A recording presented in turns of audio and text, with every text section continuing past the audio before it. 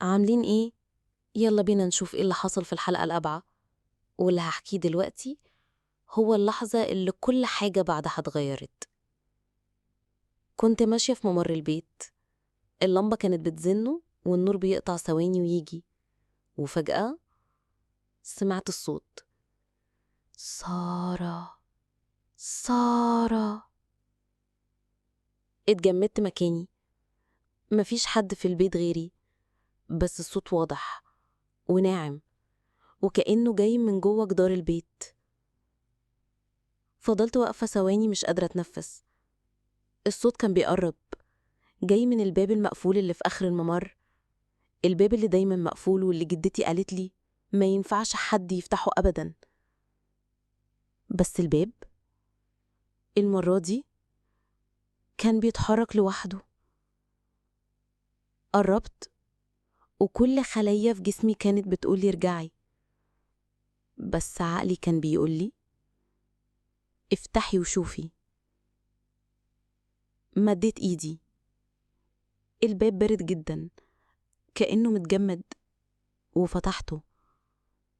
وورا الباب كان في أوضة شبح مخزن قديم، ريحتها تراب وجدرانها كلها متشققة. لكن اللي لفت نظري كانت صورة قديمة وأنا شايفاها من الظهر.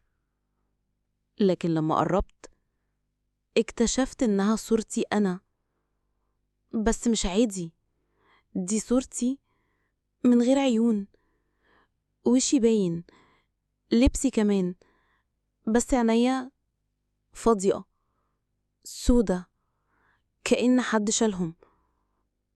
وقبل ما أرجع حسيت بهمس حواليا: دلوقتي بقيتي مننا.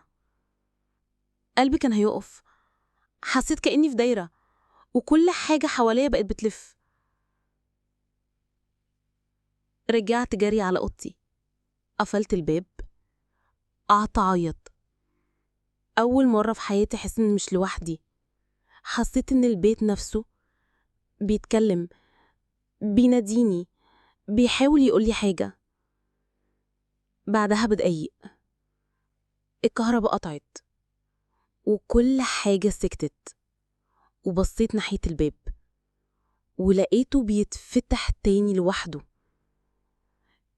المرة دي ما كانش فيه حد، بس كان فيه حاجة تانية، ورقة على الأرض مكتوب فيها بخط قديم: رجعتي تاني، لسه في كتير مستنيكي.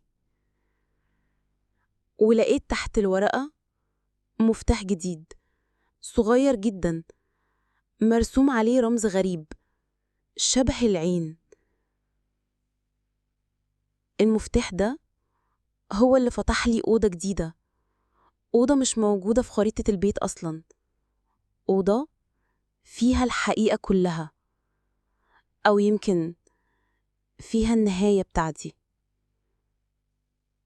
استنوني في الحلقة الجاية لما أفتح الباب اللي ممنوع حد يقرب منه، وساعتها هقول لكم مين اللي بيعيش في البيت ده معايا. ما تنسوش تشتركوا في القناة وتفعلوا الجرس علشان تعرفوا الرعب الحقيقي على سارة وحكاياتها، لأن البيت لسه بينادي.